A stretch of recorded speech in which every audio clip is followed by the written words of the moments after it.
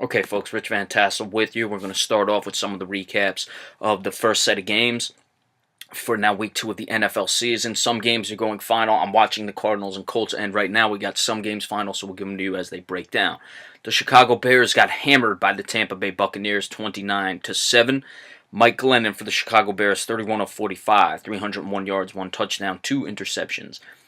Tariq Cohen, 7 rushes, 13 yards. Jordan Howard, 9 rushes for 7 yards. That's 1.9 and 0.8 of a yard per carry, respectively. Altogether, the team 16 carries for 20 yards, 1.3 yards per rush. And if you see me looking back and forth, I'm watching some of these games end. For the Bears receiving, Kendall Wright, 7 for 69. Deontay Thompson, 4 for 57. Tariq Cohen, 8 for 55. Josh Bellamy, 4 for 51. Leonard Floyd recovered a fumble. Mike Glennon lost the fumble, and Tariq Cohen also lost the fumble. So a lot of turnovers today for the Chicago Bears, 4 in total. 2 sacks, one of them for Willie Young, the other Eddie Goldman. No interceptions. Deontay Thompson, 2 kick returns for 43 yards. Connor Barth did not attempt any field goals. For the Tampa Bay Buccaneers, Jameis Winston, 18 of 30, 204 yards, 1 touchdown, no interception, so very good there. Ryan Fitzpatrick did come in the game and throw a pass. Jacquizz Rodgers, 19 of 67, running the ball, 3.5 per rush, 1 touchdown. Peyton Barber, 10 for 47, 4.7 yards per rush. The team, 34 for 117, 3.4 yards per rush, but that is one of the situations, as we said last week, with the Baltimore Ravens, you have a big lead, you can basically salt the game by running it, and 3.4, while not good, you'll certainly take that when you're just clubbing a team the way they were. Mike Evans, 7 of 93, 1 touchdown, so the secondary of Chicago had problems there. Deshaun Jackson, 3 of 39, Cameron Brate, 2 of 24, Adam Humphries, 2 of 18. Levante David and Cameron Lynch both recovered fumbles. Charles Sims lost a fumble. Only 1 sack, it was Noah Spence.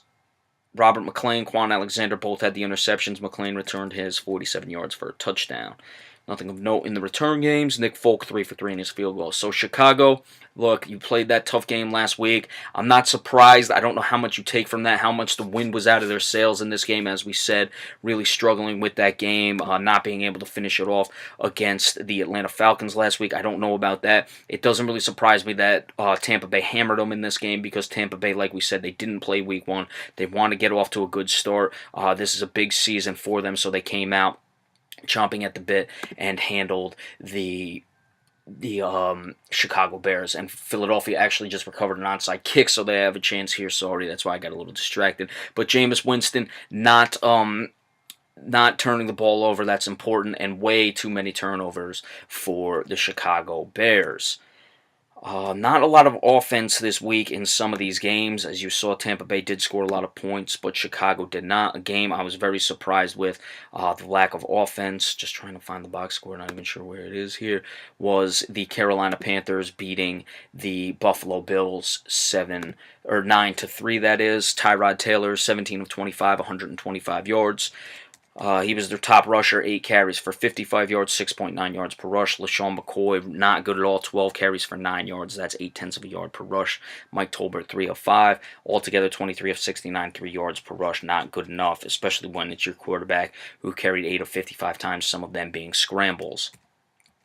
LaShawn McCoy, top receiver, 6 of 34. Jordan Matthews, 3 of 30. Charles Clay, 3 of 23. And Arizona just missed a chance, a field goal to win it at the end there.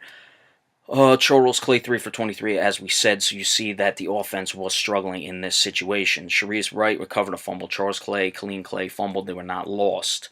The team did have 6 sacks. Jerry Hughes, 2 of them. Jordan Pryor, 1. Lorenzo Alexander, 1. Eddie Yarbar, 1. Shaq Lawson had 1. Nice to see Shaq Lawson coming along. Nothing of note in the return game. Stephen Hauschka made his only field goal for the Panthers. Cam Newton, 20 of 32, 228 yards. He got injured at one point in this game, came out of the game. No touchdowns, no interceptions. Or he didn't come out, he was helped off the field, but didn't miss any time. Jonathan Stewart, 15 of 40. Cam Newton, 5 of 27 running the ball. That's 2.75.4 per attempt, 28 of 77, 2.8 yards per rush, so neither offense was good. Kelvin Benjamin, top receiver, 6 of 77. Devin Funchess, 4 of 68. Christian McCaffrey, 4 of 34. So Christian McCaffrey had 8 rushes for 10 yards and 4 catches, so only 12 touches. He had a lot more last week. 3 sacks, one of them Mario Addison. Mario Addison's an underrated guy. Julius Peppers did have 2 of them, still getting the job done. I thought the corners played well. There were no interceptions. Worley had troubles at times, but Bradbury was spectacular in this game. Graham Gano 3 for 3 in his field goals. So Carolina, hey, they won the game. They go to that new offense. You have to see now with the struggles they had here, as Philadelphia missed a Hail Mary attempt there, so Kansas City won the game.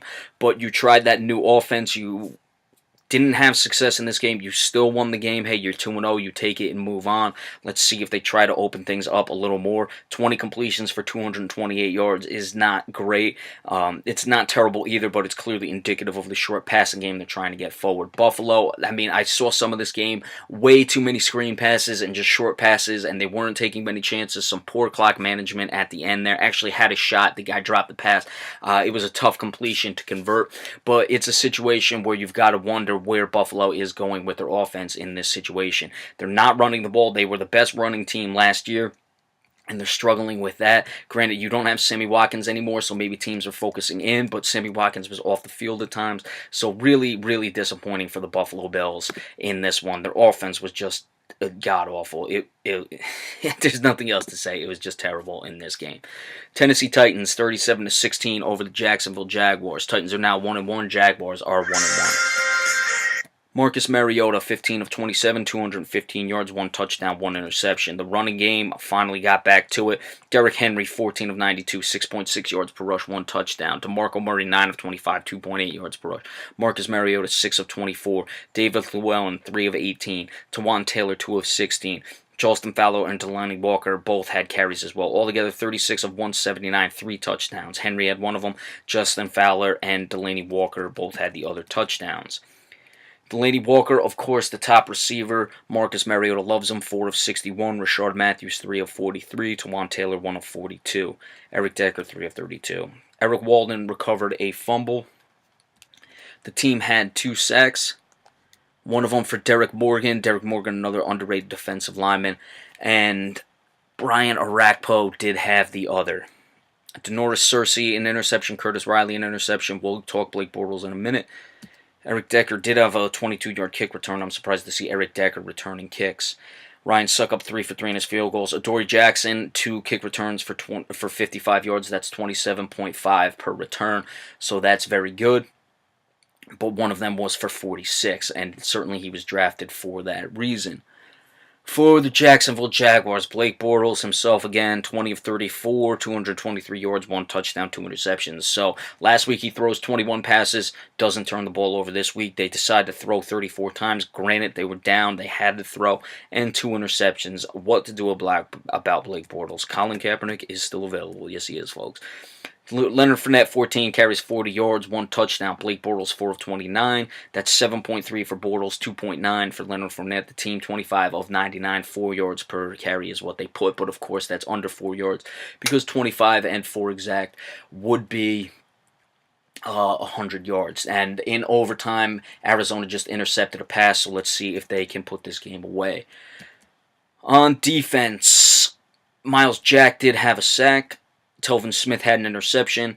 Corey Grant, 3 kick returns, 74 yards. That's pretty good at just shy of 27, and his longest was 28, so he was pretty consistent. Or just shy of 25, that is, 24.7. And Jason Myers 1 for 1 in his field goals. Tennessee looked, their offense was struggling early in this game. This was one of those games where it looked like there was going to be little offense as well. They finally started running the ball. They got it together. Marcus Mariota, they didn't open it up for him. He's got to start completing a higher percentage of his passes. That's something that concerns me with Mariota, but I look for Tennessee to springboard with this game once their offense got figured out. As for the Jacksonville Jaguars, Blake Bortles, what can you say? I believe he fumbled the ball as well. I don't know if it was lost. I'm going to recheck that again because I missed the fumbles for Jacksonville. Yeah, Bortles had 1 fumble, it was lost. So 3 turnovers in total. Again, what can you do about this guy? What can you say about this guy? Would you switch it? Because this is a solid defense. I know they gave up 36 points today. They were struggling with the run. But you have 2 quality corners in Boyd and Jalen Ramsey. A good defensive line, young defensive line. This team has talent on the defensive side of the ball. They've got to get quarterback play. All right, we'll do this one for now, put the videos up, and then, or put the second one up after we do those. So we'll finish off for this first part with New England coming back, responding 36-20. Over the New Orleans Saints, the Saints dropped to 0-2. Patriots are 1-1. Tom Brady, much better than he was last week, of course. 30 of 39, 447 yards, 3 touchdowns, no interceptions. Mike Gillislee running the ball, 18 of 69, 3.8, 1 touchdown. Dion Lewis, 4 of 44, 3.5 yards per rush. James White, 2 of 11. That was the only touchdown, was Gillislee. Rob Gronkowski, very good, 6 of 116, 1 touchdown. James White, 8 of 85. Chris Hogan, 5 of 78, 1 touchdown. Rex Burkhead, 3 of 41, also had a touchdown. The team had 1 sack.